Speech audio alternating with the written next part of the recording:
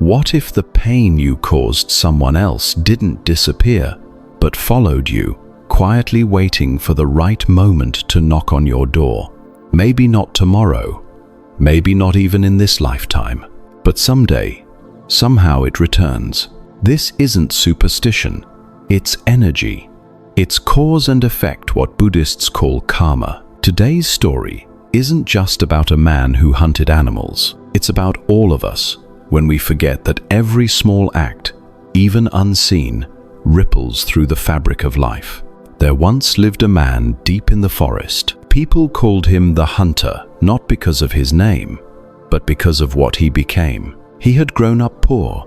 His father died early, his mother worked the fields, and the only way he knew to survive was through killing. Every morning, before the fog lifted, he loaded his bow, whispering, "Just one more deer, just one more meal." At first, he killed for food, then for trade, then for sport. He became known as the man who could kill a bird in flight. The villagers admired his aim, but no one saw the look in the animal's eyes before it fell. One day, as he entered the forest, he noticed something unusual. The birds were silent, the wind was still. Even the river nearby seemed to hold its breath. He ignored it. He raised his bow at a mother deer feeding her fawn. But before he could shoot, the ground beneath him gave way, a hidden pit he himself had dug months ago, his own trap. He landed hard, his leg pierced by the very spike he'd set for his prey. For the first time in his life, he felt what it was like to be hunted, trapped, helpless, and begging for mercy. Hours later, as the sun set, the same animals he'd once chased gathered around him. A crow cawed, a fox stared from the bushes. The forest watched in silence as life slowly left the hunter's body. And when he opened his eyes again, he wasn't a man anymore.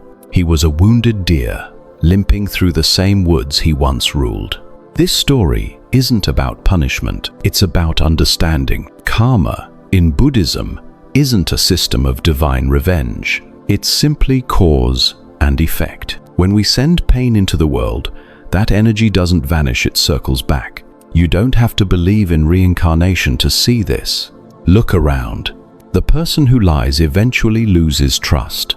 The one who cheats lives in fear of being caught.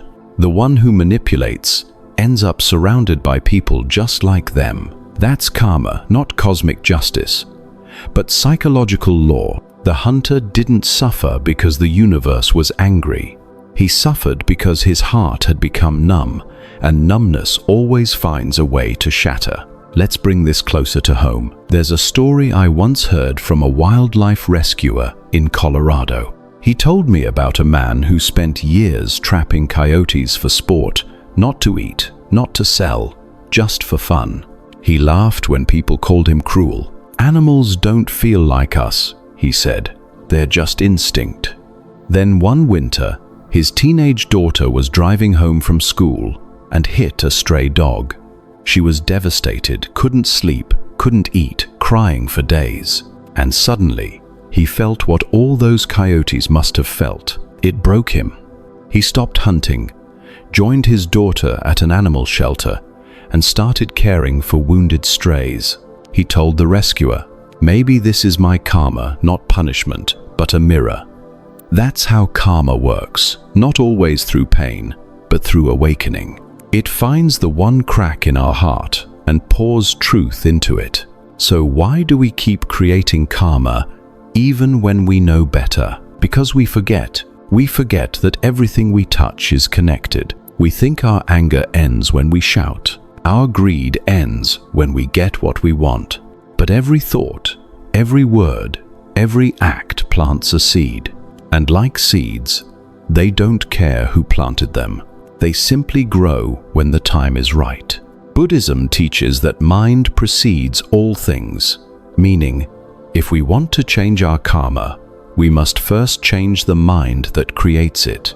If the hunter had paused, even once, to feel compassion for the deer, his story might have ended differently. But when the heart hardens, the mind follows, and karma does the rest. So how do we break free? We start small, by noticing the next time we react with anger, by stopping ourselves from gossiping, by forgiving instead of holding grudges. Each small act rewires karma, one thought at a time. The Buddha once said, "Hatred is never appeased by hatred. By love alone is hatred appeased." That's not just poetic. It's practical. The energy you give returns, always. And love is the only current that never poisons the well. Maybe you've hurt someone. Maybe you've hurt yourself.